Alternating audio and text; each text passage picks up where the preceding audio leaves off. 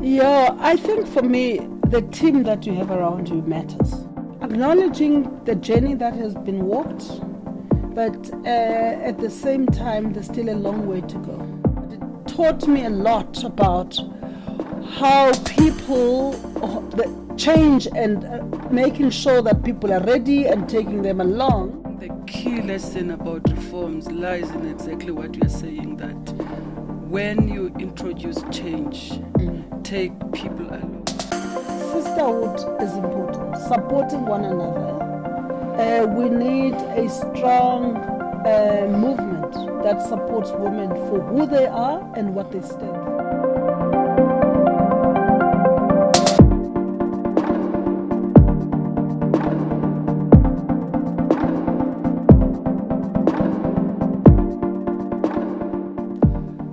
Hello and welcome.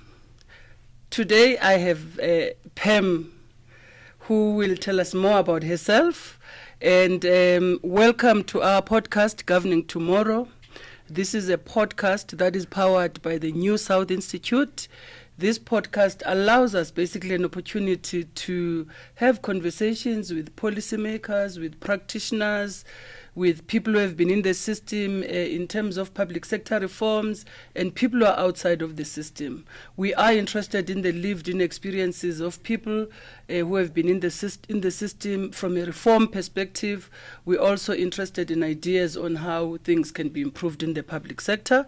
So today we spotlight the voice of a former DG who continues to shape the future through her board membership at NSI, amongst others, as well as her work that she does through her leadership development company called Zenande. She will tell us more about herself. I am your host, and my name is Yoli Somakasi, and I'm the head of the New South Institute Public Sector Reforms Program. Welcome, Pam. Thank you, and morning to you and your listeners. Tell us about who is Pam, briefly. Well, I suppose I am an activist. Activist for broader societal change. Included in that would be issues of gender and social justice. I've been a public sector, and I still call myself a public servant, even though I left the public sector 15 years ago, formally as an employee. But I've served in different roles, boards, consulted to the public sector. So I'm a kind of like practitioner in this sense. And then thirdly, I'm just a South African who believes very strongly in the future of this country and what we can do. And a person who has worked hard, around reforms and to fighting systematic inequality in the country and in the system. Yes, An indeed. activist, of course. Yes. So, Pam, one of the things I'm interested in just for us setting the scene is, as a former DG, just describe your journey of leading transformation in the public service. What were some of the key moments for you? Okay. So I think that for me it was a difficult and yet a rewarding experience. Okay. And I was quite young, and therefore I had probably not fully matured in terms of my outlook and my leadership style and who I was as a leader, and probably not found myself in that regard. Okay.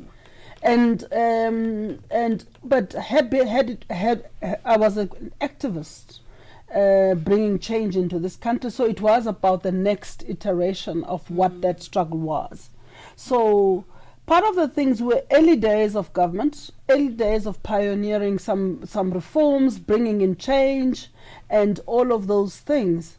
So that was exciting, very exciting, and we worked with. As a group of people that probably had the same kind of past, had the same ambitions, and the kind of wanted to see the same kind of change. So that's what made it exciting. because you could pick up the phone and phone someone else. Says, how do you deal with this? You know, what's your sense of what this is? At a personal level, it was a steep learning curve because I am, I think, results driven and kind of like clear on what I want, and not necessarily as at the time mature enough to handle people that were not at where I was. And as a result, was people say to me, and I get embarrassed sometimes when they. So you were lighting fires all the way. All the way, and I was like, I mean, I still say people, and I feel embarrassed, but at the same time, I think that was me. But that's okay. Part of the journey of growing up as a leader. And I'll tell you a short story just now. At some point as DG, I did a 360 assessment. And one of the things that came up was that my boardroom, the DG's boardroom behind my back was called Slaughterhouse. Oh my goodness. Yeah. So it was hard in that way, but I don't regret a moment of what one has done. What would you do differently if we were to go back?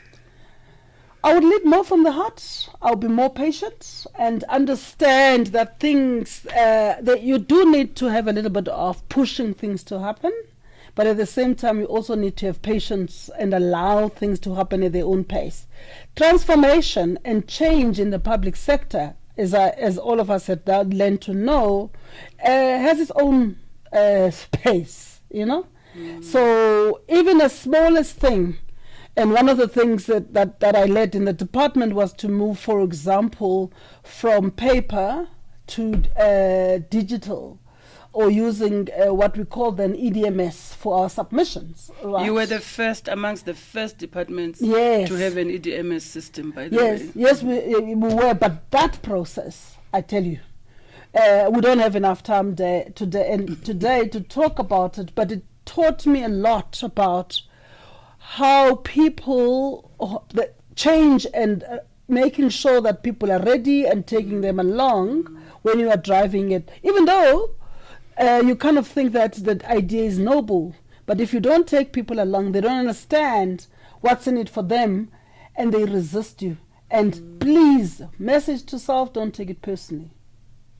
I think the key lesson about reforms lies in exactly what you are saying, that when you introduce change, take people along. I have my own stories of arriving in departments and changing things and, hitting the wall, like literally hitting the wall, not having sponsorships from people I expected to sponsor and champion and support the changes, simply because from a perspective of taking people along, when I reflected, I was like, I should have done better in terms of taking people along in terms of the vision and where we're moving.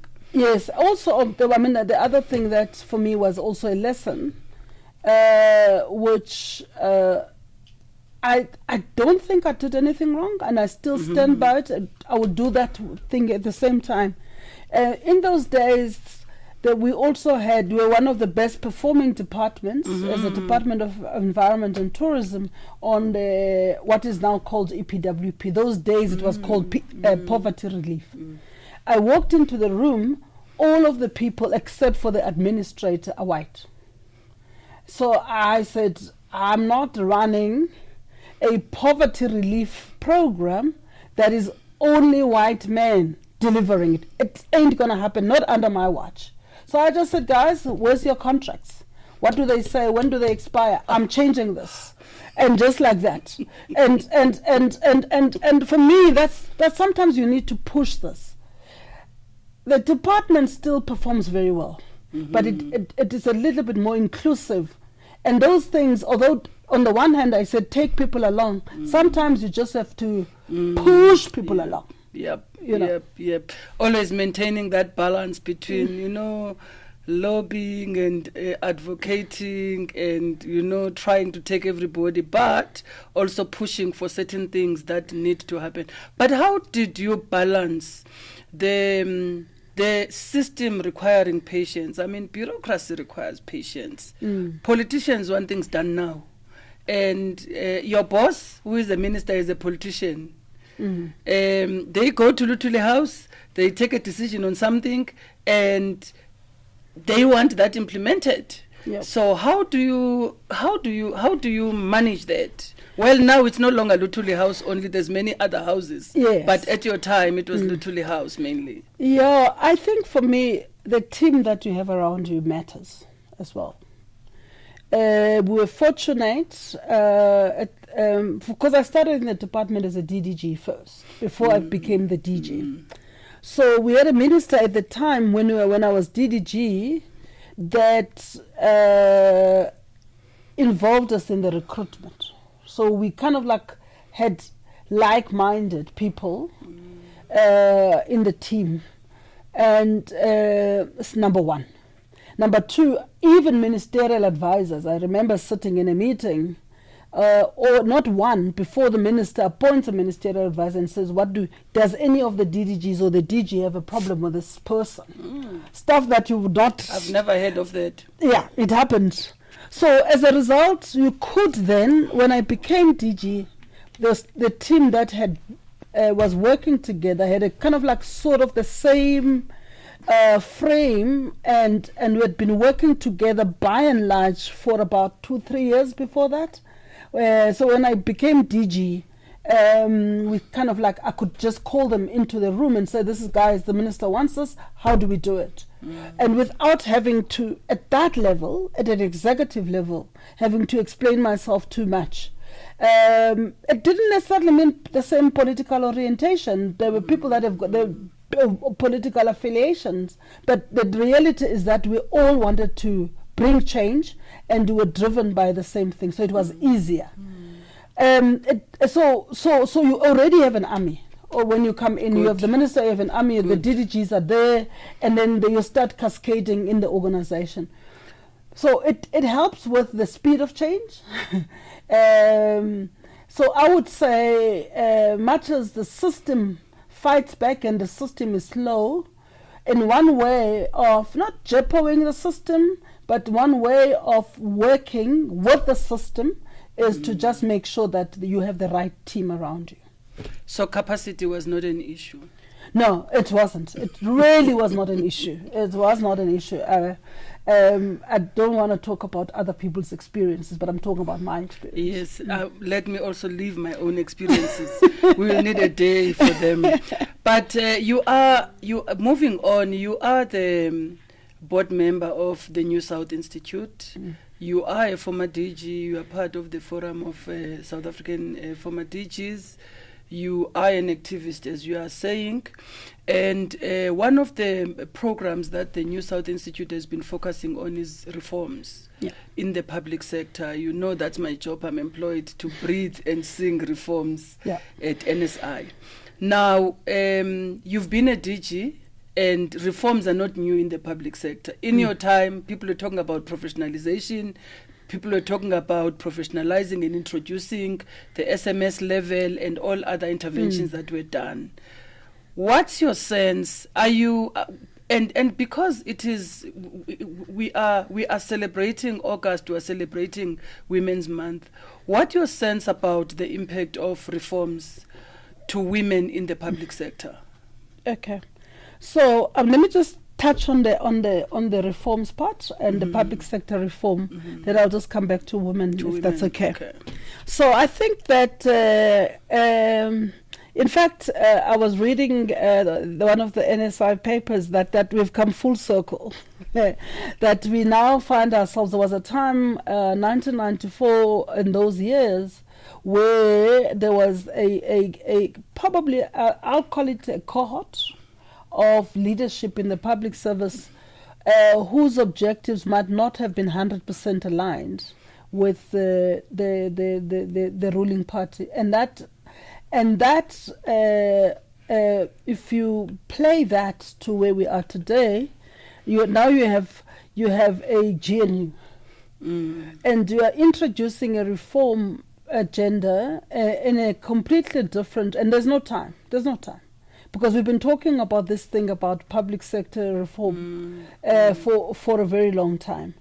And for me, what makes it more difficult these days, because we've also suffered a bit of setback in terms of the capacity of the state. That's a big thing for me. Number two, we do have the NDP, but we don't always all share the NDP as a guiding policy or overarching policy or overarching strategy. But at the same time, you have people that, and for me, why am I in all of these things? Because I think I really believe in public servants. Because of service delivery issues that have happened over time, we can spend another day again, talk about why we find ourselves in this, an economy that is not doing well, levels of poverty, high levels of unemployment. So there's a lot of other pressures.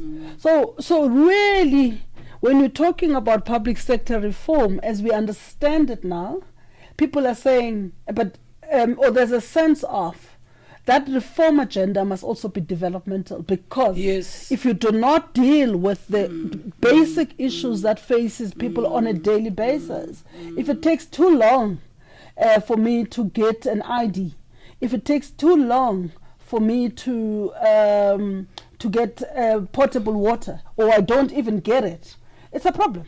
Right, so the orientation is important, okay? In fact, my thesis is, if a reform agenda for the public sector in South Africa is not developmental and is not linked to improving service delivery, it would mean it's existing on its own and forget it. Until we are able to relate it directly to improving service delivery on the ground and implementing our policies, because that's what's going to help us to improve service delivery, then we must forget it. And then to your earlier question, about women.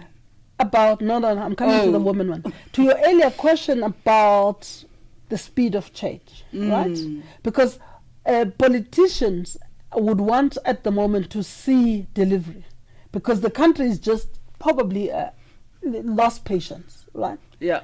And yet, on the other hand, you are trying to reform the public service on the one hand. And I'm now going to use reform in a narrow sense.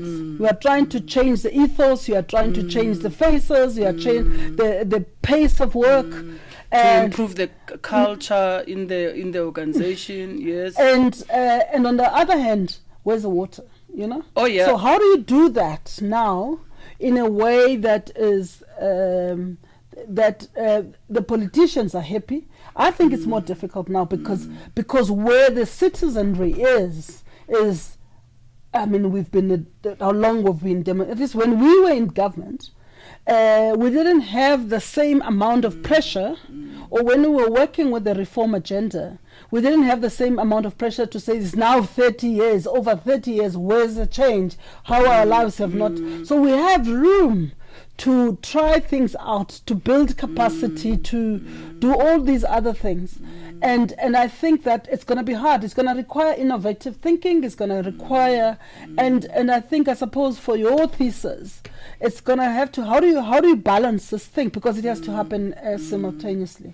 Coming to women specifically, I think that we have the elements of women empowerment in the public service. But for me, I think we're very far. We've got the numbers. Numbers matter, don't get me wrong. Numbers matter. We don't even have the numbers now. We've dropped. Yes, but still better than when we started. Before, yes. So the targets that we've set as government, and for me, what is, again, scholars of reforms and the women empowerment can do this work, is that how, because we didn't even in those days have a ministry of women. And I don't want to be controversial, but the reality is that we have a body that has been, we have an office that's supposed to be the champion. Yes, at that level. The Department of Women. A whole department is opposed to a division in the presidency during those days. We still have CGEs, and I still want to understand why the pace of change is not happening. Why are we not pushing it? And I think that's a conversation I would like to have. And that's on the one hand. But so the numbers does matter, but the system and how it works is also important for women, because what happens is that you can have, for argument's sake, let's just say you get the numbers, but the system is not built or receptive to having women leaders. Yeah. And then what then tends to happen, people become aggressive, or they burn out because you do not want to be as the leader of this department. It's like you've got excuses when you say, my children are waiting for me at home. Aibu. Isn't she a DG? Why are we talking about... Why is the teacher having a problem with children? Why did she take a job when she was this young? She's still growing children. She's still growing children, you know what I mean? And yet society, in terms of society's growth, somebody has got to bear children, and it's unfortunately women. And there's a particular age you have to bear children. Exactly. That's the thing. So that's the one thing for me. The second thing is that even I would like to 2 points I would like to see, because I've just participated in a process on climate change that they were doing what they call the national determined contribution, which is South Africa's contribution or commitment to climate change. And I'd asked to sit on the advisory body on gender issues in terms of what that thing is. What are the gender issues from a just transition perspective? And we haven't, at least to my knowledge, maybe it's happening somewhere, have a group of an advisory group, and maybe that's something that NSI must think about. How do we engender? How do we make sure that as we're pushing the issues of meritocracy, issues of capable state and all of that, that we are along the same lines, also saying, what does it mean for women? And I think for me, the question matters. That comes from a board member of NSI. And I know.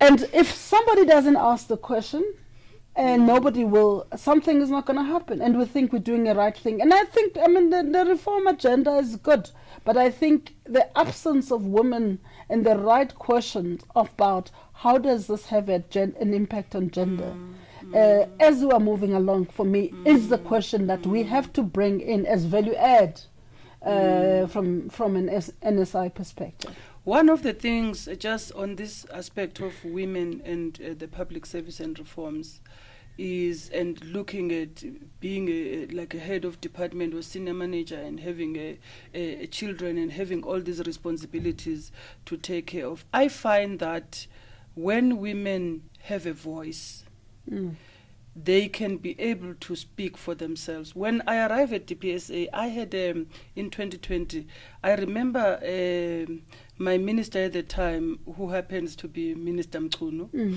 And it was during COVID. I think we were just off COVID period. Yeah. The country had been closed, or the country was about to be closed, whatever. But so we have minister says, DG, I need to meet you tomorrow. Can you be in my place at 8 o'clock? So I'm like, Minister. So for a moment, I wanted to say, yes, Minister, but something said, no, don't say yes, Minister. So I'm like, Minister, unfortunately, I can't make it in your place at 8 o'clock because my 2 kids I have to prepare them in the morning, and they get picked up by transport at 6:45. So the best I could do a 7 o'clock online, or if you want me in your place, at least I could be there around 8:30, 9 o'clock, depending on traffic. So that's my situation. And traffic between 7 and 8 in Midrand is hectic getting out of Midrand. So that's my situation. But he did understand. Yeah. He never ever again asked for meetings in the morning physically. So he did get the message and understand. But so if we don't have a voice and we are unable to express ourselves, then it becomes such a challenge. So, and I've seen this in the sectors generally in society, that women sometimes, they do have a voice, but they doubt their voice to represent themselves in situations where they should be representing themselves. How do we unlock, how do we support women to unlock this, in particular those who are in the public service? I'm now speaking to you also in your capacity as a coach. Yes, I understand that. I was going to answer from that. So it's, for me, there's the voice is important. But voice, in the absence of, this might sound philosophical, agency, I'm comfortable in my space, right? Because people fear. There's the amount of fear. I'll lose my job if I say no. And it happens from a gender perspective. You find it across. If I say no to this man, I might not get the money that I'm going to get at the end of the month. So let me say yes, yes, yes, yes. So boundaries, agency, and being able to articulate what you need. All right.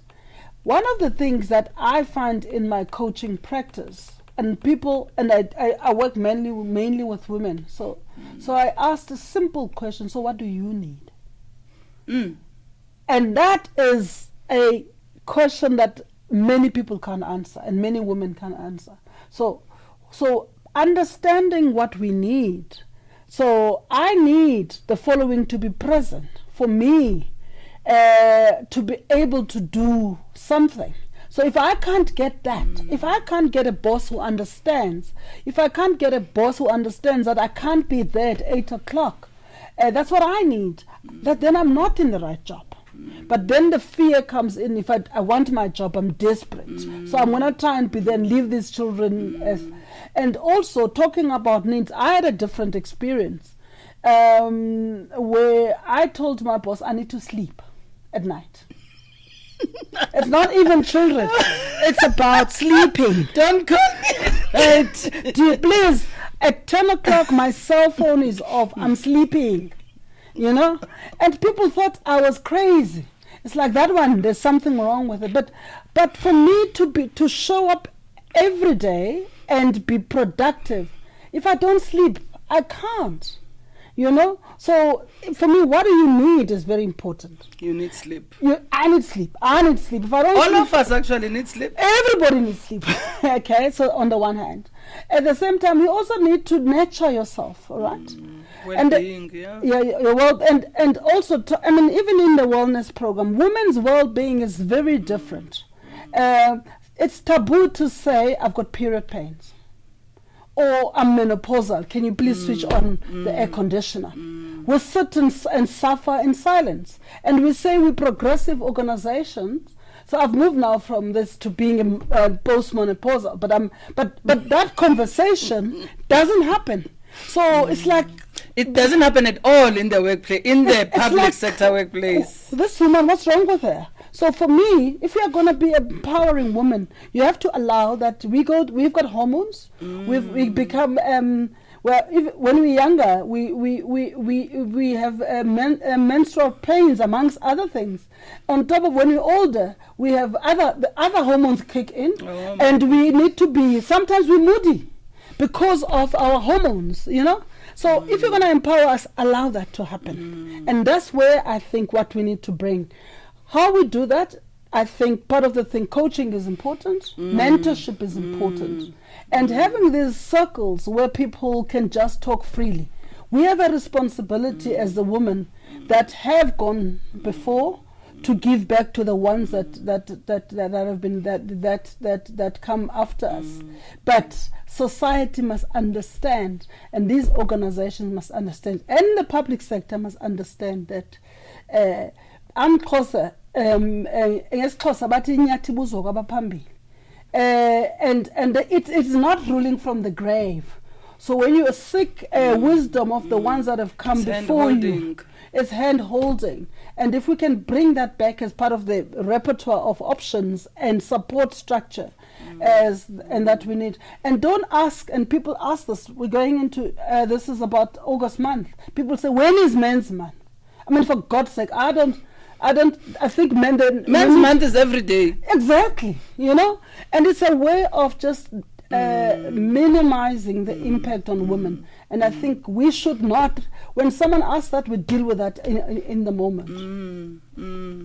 Wow, that is, it's almost like you summarized the conversation that I want to have with you. So how would a gender responsive public sector look like to you?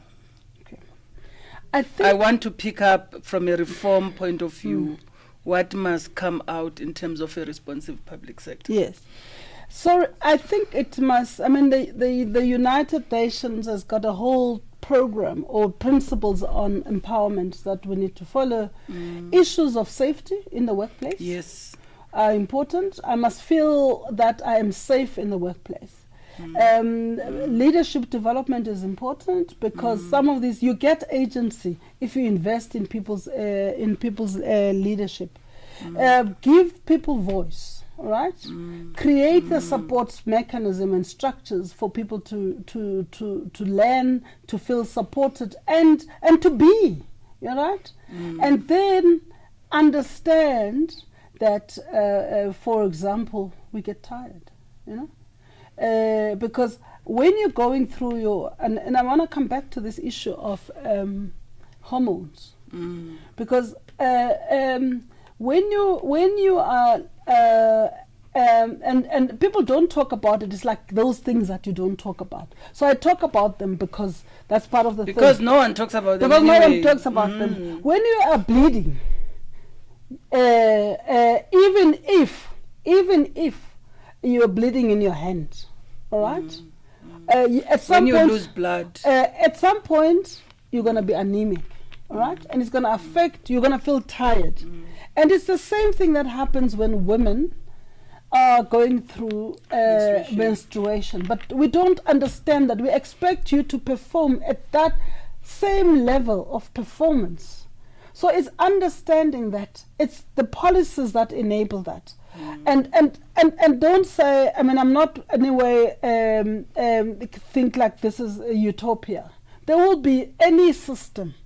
Anybody can abuse it. There are people that are just they are just lazy, and they include some women, all right?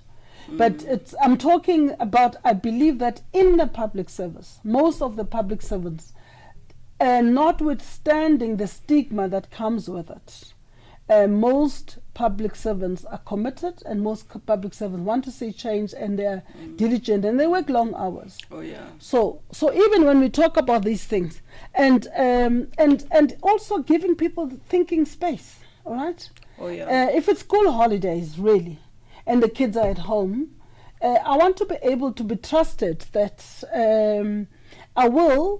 I need different working hours, because at 10 o'clock I'm going to take my children to play tennis or go swimming. Then at 3 o'clock I can sit at my desk until 9 o'clock in the evening. I've worked my 8 hours. And so I can work from home unless I have to go for a meeting. You know what I mean? And we did it under COVID, but now we're starting to say, hey, people, abasebenzi ekhaya, which is keen. It's trusting people, creating a culture of trusting people, of support, and creating policies that will be open and progressive. And these are progressive policies. And also us, people that continue to don't have the same fear, can actually, and platform like this to say, hormones matter. Yep. Hormones matter. So I'm taking a few insights from you from this conversation, and I think the biggest insight is that reforms must be about development. Of course. So we must not be caught up in our heads of being reformers who are not in touch with what is happening on the ground, because there must be a direct link between the two. And also this authentic, frank talk about the impact of hormones in women and how that translates in a working environment, and how from a well-being point of view in the workplace that should be considered and taken care of and supported rather as women. So as we move towards closure, I want to just ask you, what's your call to action? I mean, it's Women's Month. What's your message to women, and what's your call to action? All right. I think it's an understanding that we matter. That acknowledging the journey that has been walked, but at the same time, there's still a long way to go. Sisterhood is important. Supporting one another. We need a strong movement that supports women for who they are and what they stand for. So let's just join forces and make sure that we continue relentlessly without fear or shame and march forward. Because if we do not do that, it's going to be much harder for generations to come. Thank you so much, Pam. I don't want to mess it up. I think your call to action is very clear. Yeah. I think this practice of sisterhood is very important. And thank you for your honesty, for your leadership, and showing us that reform is not just policy. It must be actioned. It must show results on the ground. And our last message to you as the governing tomorrow is, please continue to do the good work that you do. Oh, thank we you. are watching and we are supporting in our small little corners. Yes. And we look forward to further engagements on this matter. Oh, thank you. August is Women's Month. Women like you are very busy in August. I'm sure your diary is already full with all these talking engagements, and I hope they're paying you those engagements. Yeah. But even if they are not paying you, you give because you have to give at times. Until next time, let's all stay bold, principles, and reforming. Thank you. Thank you so much. Thank you for having me.